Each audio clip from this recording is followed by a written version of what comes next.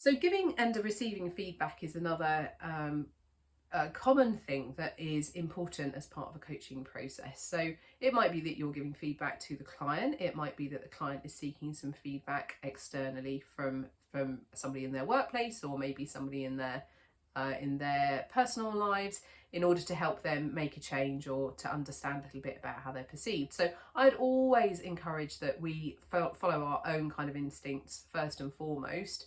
But it can be useful. There are times when it is useful to have some external perspectives and some feedback in order to help us to develop. So this model, 1955 from Luft and Ingham, is about how we can think about feedback and what's important to remember about it. So the idea here is that some stuff is known to us. So we know about it. I know that it's true, that I can be, too bossy, for example. It's something that I'm aware of, and it's something that the person I'm asking for feedback is also aware of. So that would be known to both of us. And that's an open area for a discussion. I know it's true, you know it's true. We've talked about it before, perhaps, and that's open space that we can talk freely about that particular topic. If, however, it's not known to me, but it is known to the other person, so they're experiencing something, but I am not aware of it, if they tell me about it and I'm not expecting it, it's going to hit a blind spot. I'm not aware of this thing. It's going to come like a bolt out of the blue, potentially.